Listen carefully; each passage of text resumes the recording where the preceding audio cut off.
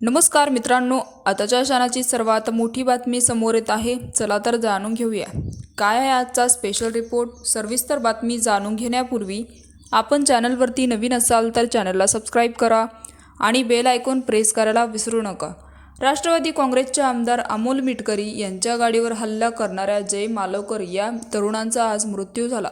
जय मालवकर यांच्या हृदयविकाराचा झटक्याने मृत्यू झाल्याचं समोर आलं आहे. जय मालवकर हा मनसे कार्यकर्ता आहे. अमोल मिटकरी यांनी मनसे अध्यक्ष राज ठाकरे यांच्यावर खोचक टीका केली होती. ही टीका जिव्हारी लागल्यामुळे मनसे कार्यकर्त्यांनी अकोल्यात अमोल मिटकरी यांच्या गाडीवर हल्ला केला.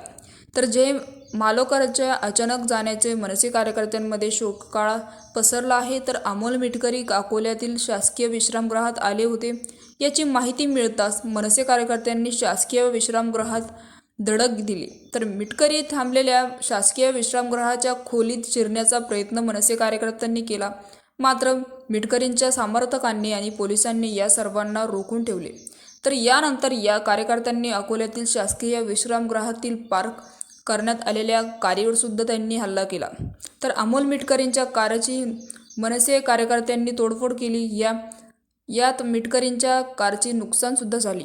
या राड्यामध्ये जय मालवकरांचा समावेश होता. तर या राड्यानंतर जय मालवकरांना अस्वस्थ वाटू लागले होते. त्यामुळे जय मालवकरांना रुग्णालयात दाखल करण्यात आले. त्यांच्यावर रुग्णालयात उपचारसुद्धा आहेत, पण उपचारादरम्यान त्यांचा मृत्यू झाला. जय मालवकर हा 28 वर्षाचे होते. त्यांना आज दुपारच्या राड्यानंतर अस्वस्थ वाटू लागले होते. त्यांच्या छातीत दुखायला लागले होते. यानंतर त्यांना अकोल्यातील रुग्णालयात दाखल करण्यात आले. जय मालवकर यांना हृदयविकाराचा झटका येईल अशी कोणालाही कल्पना नव्हती. तर मित्रांनो, आपल्याला काय वाटते? पण जय मालवकरांचा हृदयविकार तीव्र झटका आल्यामुळे त्यांचे दुर्दैवाने मृत्यू झाला. याविषयी आपली काय प्रतिक्रिया आहे आम्हाला कमेंट बॉक्सच्या माध्यमातून नक्कीच कळवा.